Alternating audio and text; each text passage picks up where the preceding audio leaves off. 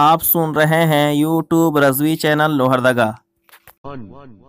ہے دین پر ثابت قدمی، یہ ہے ثابت قدمی اللہ کے پیارے رسول صلی اللہ تعالی علیہ وسلم کی سنت پر عمل کرنا۔ سمی صاحب یہ بھی ثابت قدمی میں شمار ہے۔ آج ہمارا عالم یہ ہے کہ اللہ نے سب کچھ دیا ہے لیکن پڑوس میں بھوکا مر رہا ہے، پریشان حال ہے، کوئی فاقے پہ فاقر ہو رہے ہیں، لیکن مسلمان کو سمی صاحب کی جس کو اللہ نے دیا ہے دونوں وقت شکم سیر ہو کر کھا رہا ہے، اسے مطلق اس کا احساس نہیں ہوتا کہ ہمارا پڑوسی جو ہمارا بھائی بھی ہے، سمی صاحب نہ سگا بھائی صحیح، سمی صاحب مسلمان بھائی ہے، اس کا دل میں احساس پیدا ہو کہ چلو اس کو بھی کچھ دیا جائے، اس کو بھی کھلایا جائے، اس کا کوئی احساس خیال آتا ہے؟ آج عجیب حالت ہو گئی ہے، مسلمان ہر طور سے صاحب ثابت قدمی سے دور ہوتا چلا جا رہا ہے۔ دین پر قائم رہنے کی ایک مثال یہ بھی ہے، پیران پیر دستگیر سیدنا غوث اعظم رضی اللہ تعالیٰ عنہ کے اندر کیسی سخاوت تھی، کیسی انصاف عدالت تھی، کیسی خوبیاں تھی۔ اللہ تبارک و تعالیٰ ان کے نقش قدم پر چلنے کی ہمیں توفیق عطا فرمائے۔ اللہ فرما رہا ہے کہ ان الذین قالوا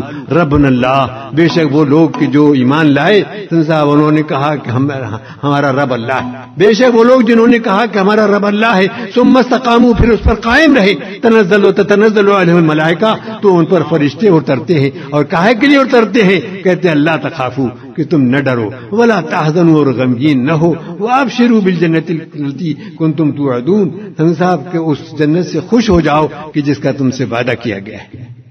لیکن آج مسلمان جو ہے ان تمام خوبیوں سے عاری اور اس کا دامن جو ہے خالی نظر آ رہا ہے، خالی نظر آ رہا ہے، نفسانیت پیدا ہو گئی۔ اللہ نے دیا ہے تو بس وہ ہمارے لیے ہے، ہم اس کے مالک ہیں، ہم جو چاہیں کریں، اسے فضول خرچی میں خرچ کرے گا، ناموری اور شہرت کے لیے اس پیسے کو اڑائے گا، لیکن غریبوں کو نہیں دے گا، حقداروں کو نہیں دے گا، حالانکہ ان کا غریبوں کا اس میں حق ہوتا ہے، اور وہ نہ ادا کرو گے تو پھر اللہ کے اس کی بھی سخت پکڑ ہوگی، سخت پکڑ ہوگی۔ اور ایک دوسرے کے ساتھ اخوت و مساوات اور ہمدردی سے آج کوسوں دور مسلمان ہوتا چلا جا رہا ہے، حالانکہ یہ اسلام کی شان تھی،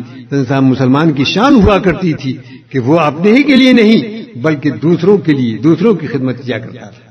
دوسروں کی خدمت کرتا تھا۔ آپ غور فرمائیے، مشہور واقعہ ہے، تاریخی واقعہ ہے کہ اللہ کے پیارے رسول صلی اللہ تعالی علیہ وسلم نے جب ہجرت فرمائی ہے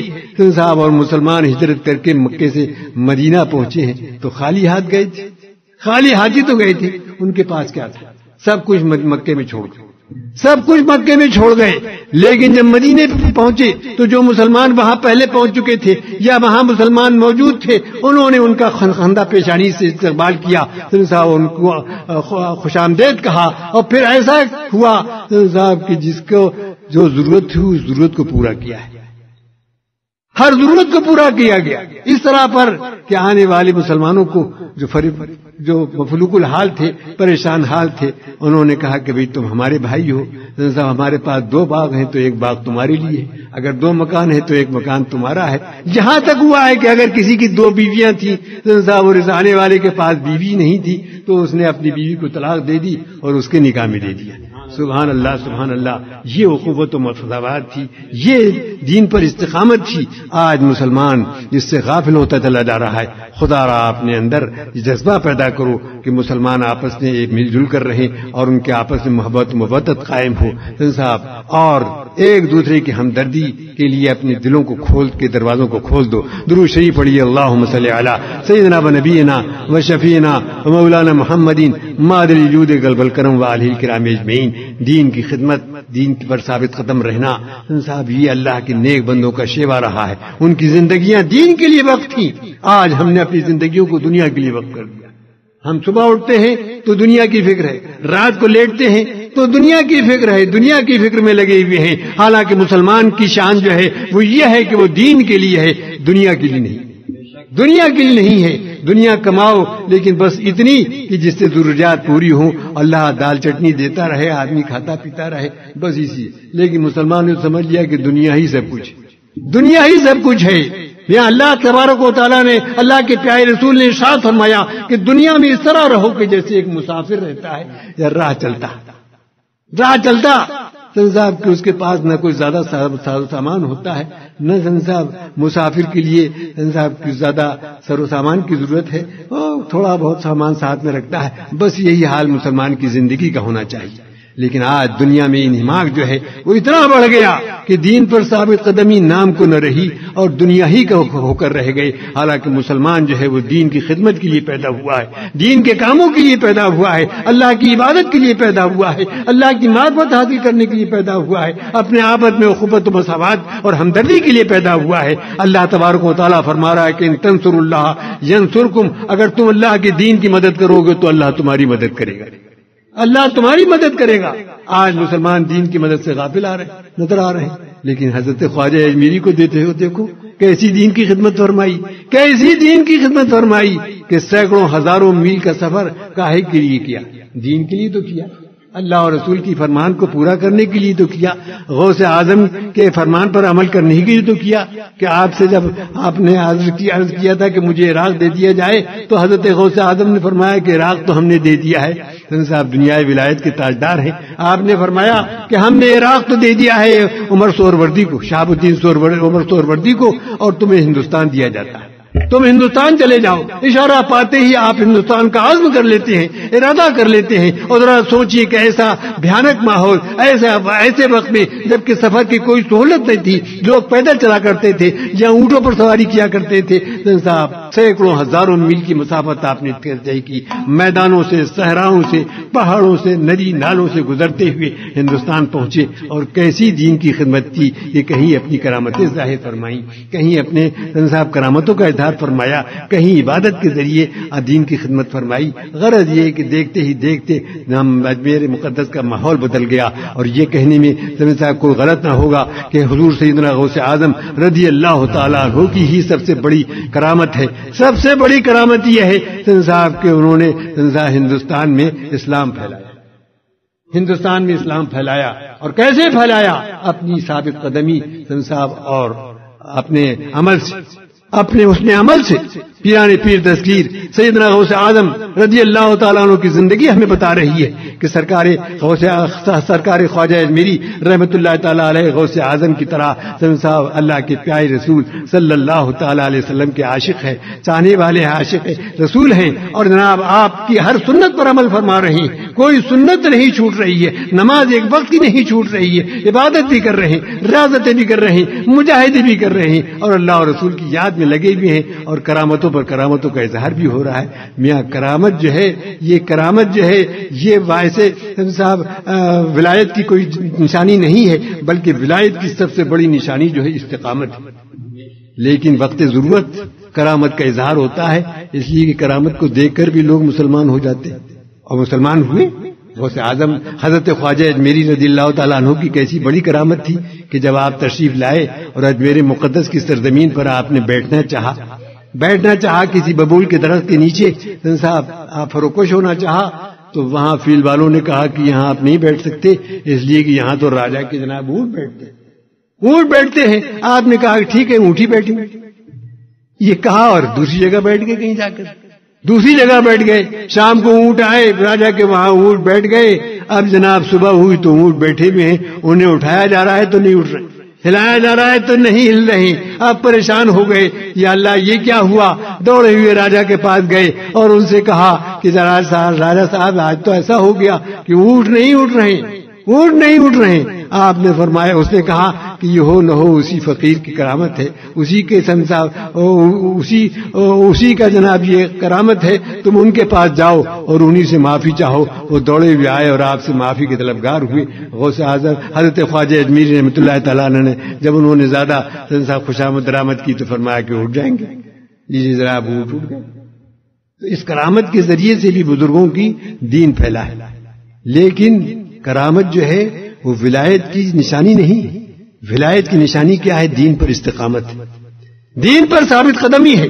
کہ آدمی مشکل سے مشکل وقت میں کیسا بھی ماحول ہو، کیسا بھی سخت سے سخت ماحول ہو۔ بھلا سوچئے کہ خواجہ اجمیری کے لیے کیسا سخت ماحول تھا کہ وہاں کوئی اللہ کا نام لیوا نہیں۔ تو ظاہر ہے کہ جب اللہ کا نام لیوا نہیں ہے تو آپ کا کون دوست ہوگا؟ سب آپ کے دشمن تو تھے، سب طرف سے دشمنوں گرے میں، لیکن دین پر قائم، دین پر ثابت قدم ہے۔ یہی وہ لوگ ہیں کہ قرآن فرما رہا ہے کہ ان الذین قالوا ربنا اللہ ثم استقاموا، کہ بے شک وہ لوگ کہ جنہوں نے کہا کہ ہمارا رب اللہ ہے پھر اس پر وہ قائم رہے۔ کیسا قائم رہے کہ آپ کو اذیتیں پہنچائی گئیں، جادو کیے گئے، سب کچھ کیا جا رہا ہے، لیکن آپ ہر آنے والی مصیبت کا خندہ پیشانی سے استقبال کر رہے ہیں۔ لیکن اس کے باوجود یہ نہ سمجھ لینا چاہیے کہ بھئی ولی سے اگر کرامت نہ ظاہر ہو تو وہ ولی نہیں، ولی سے کرامت نہ ظاہر ہو تو ولی نہیں ہے۔ ارے یہ کرامت تو اس کے لیے اس کے اندر یوں پیدا ہوئی کہ اس نے دین پر ثابت قدمی کی، دین پر ثابت قدم رہا، اللہ کے ہر فرمان کو پورا کرتا رہا، رسول اللہ کی سنتوں پر عمل کرتا رہا، اس لیے اس کو دین پر صاحب یہ اس کو کرامت ظاہر، اس سے کرامت ظاہر ہوئی۔ اور دین میں استقامت یہی سب سے بڑی کرامت ہے۔ حضرت جنید بغدادی رضی اللہ تعالیٰ عنہ کی خدمت میں ایک شخص حاضر ہوا، بڑا نام تھا جنید بغدادی کا، اور اس میں شک نہیں بڑے پائے کے بزرگ تھے۔ بغداد مقدس کی سرزمین پر ان کا جناب مدار پاک جو ہے آج بھی مرجع خلائق بنا ہوا ہے، دور دراز سے لوگ جاتے ہیں اور وہاں بھی حاضری دیتے ہیں۔ حضرت سیری سختی اور حضرت جنید بغدادی کا مزار جو ہے ایک ہی کمرے کے اندر ہے، ہم لوگوں کو بھی وہاں حاضری نصیب ہوئی ہے۔ انسان حضرت جنید بغدادی رضی اللہ تعالیٰ عنہ پیران پیر دستگیر سے اتنا غوث اعظم رضی اللہ تعالیٰ عنہ کے مشائخ میں آپ کا شمار ہوتا ہے۔ آپ کی خدمت میں ایک شخص حاضر ہوا، بڑا نام سنا تھا آپ کا، اور دل میں یہ خیال لے کر آیا کہ میں جب کوئی کرامت دیکھوں گا تو ایمان قبول کر لوں گا، وہی آپ کے دست حق پر بیعت کر لوں گا، آپ کے کا مرید ہو جاؤں گا۔ یہ خیال یہ بھی آیا اور پڑ گیا آ کے خانقاہ میں۔ اب دن رات دیکھ رہا ہے صاحب کہ کوئی کرامت ظاہر ہو تو میں ان کا دامن پکڑوں، تو ان کی طرف ہاتھ بڑھاؤں۔ غرض یہ ہے کہ صاحب کتنے ہی دن گزر گئے لیکن کوئی کرامت ظاہر نہیں،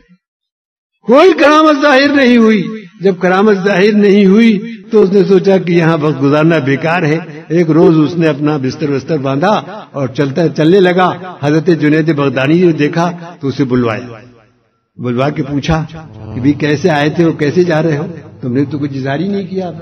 تو کہنے لگے کہ حضور میں آیا تھا اس لیے کہ میں آپ کا مرید ہوں گا، مگر چاہتا یہ تھا کہ کرامت ظاہر ہو جاتی تو آپ کا دامن پکڑ لیتا،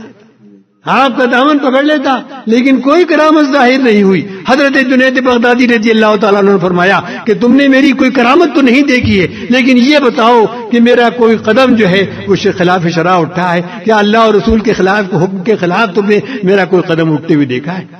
اس نے کہا کہ نہیں سرکار، ایسا تو نہیں ہے، آپ کا ہر قدم جو ہے اللہ اور رسول کے حکم کے مطابق اٹھتا ہے۔ تو آپ نے فرمایا کہ یہی تو سب سے بڑی کرامت ہے، یہی تو سب سے بڑی کرامت ہے کہ آدمی دین پر قائم رہے، دین پر ثابت قدم رہے اور اللہ اور رسول کے ہر فرمان پر اس کا عمل ہو۔ مولا تبارک و تعالی ہمیں اور آپ کو توفیق عطا فرمائے کہ ان بزرگوں کے واقعات سے سبق حاصل کریں۔ حضرت خواجہ اجمیری رحمت اللہ تعالی علیہ نے دین پر ثابت قدمی لی تو ان کے قدموں کی برکت ہے کہ آج ہندوستان کے گوشے گوشے میں دین پر اسلام پھیلا ہوا ہے، اور ان کے چاہنے والے جو ہیں، ان کے شیدائی جو ہیں، وہ سال بسال ان کے مزار اقدس پر حاضر ہو رہے ہیں۔ مگر یہ صرف حاضر ہونا جو ہے کام نہیں آنے، وہ قبول فرما لے، اللہ قبول فرما لے تو اور بات، لیکن ایک طرف تو خواجہ کا دامن نہیں چھوڑو گے اور دوسری طرف ایک وقت کی نماز بھی نہیں پڑھو گے، تو کیا خواجہ کا دامن تم نے خاک پکڑا؟ ارے خواجہ کا دامن پکڑنا ہے تو نماز کے پابند بن جاؤ، خواجہ کا دامن پکڑنا ہے تو مخلوق خدا کے ساتھ محبت کرو، خوف الہی اپنے دلوں میں پیدا کرو۔ خواجہ اجمیری رحمۃ اللہ تعالی علیہ کا ایک قول مجھے یاد آیا، آپ نے فرمایا کہ قبر میں سونے والوں کا حال اگر تمہیں معلوم ہو جائے تو تم کھڑے کھڑے ایسے پگھل جاؤ جیسے نمک پانی میں گھل جاتا ہے، ایسے گھل جاؤ۔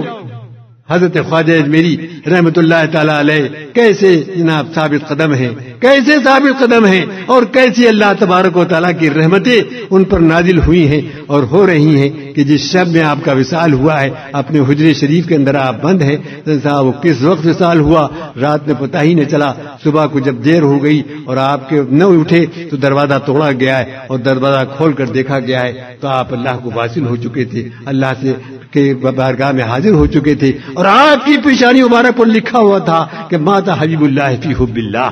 مات حبیب اللہ فی حب اللہ کہ اللہ کا حبیب جو تھا اللہ کی محبت میں ختم ہو گیا، وفات پا گیا۔ دیکھو یہ ہیں خواجہ بیری رحمۃ اللہ تعالی علیہ۔ کاش ان بزرگوں کے واقعات سے ہم سبق حاصل کریں اور دین میں استقامت و ثابت قدمی کرنا سیکھ جائیں، تو اللہ تبارک و تعالیٰ کے فضل و کرم سے ہمارے حالات بہت جلد بدل سکتے ہیں۔ لیکن جب تک اللہ اور رسول کے احکامات پر عمل نہیں ہوگا اور حضرت خواجہ اور غوث اعظم اور دوسرے بزرگوں کی زندگیوں کو تم نہیں اپناؤ گے، اس وقت تک یقین جانو کہ حالت بدلنے والے نہیں ہے۔ کسی شاعر نے کیا خوب اللہ تبارک و تعالیٰ نے فرمایا کہ ان اللہ لا یغیر ما بقوم حتی یغیروا ما بانفسہم، اللہ تعالیٰ خود کسی قوم کی حالت نہیں بدلتا جب تک کہ وہ قوم خود اپنی حالت نہ بدلے، جب تک وہ قوم خود اپنی حالت نہ بدلے۔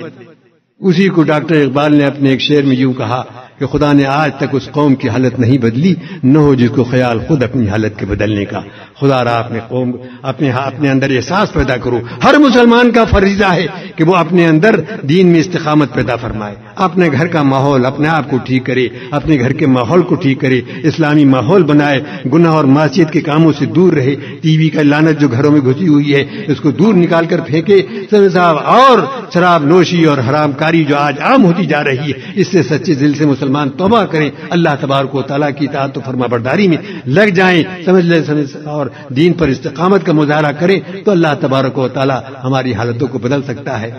خدا نے آج تک اس قوم کی حالت نہیں بدلی، نہ ہو جس کو خیال خود اپنی حالت کے بدلنے کا۔ وآخر دعوانا الحمدللہ رب العالمین۔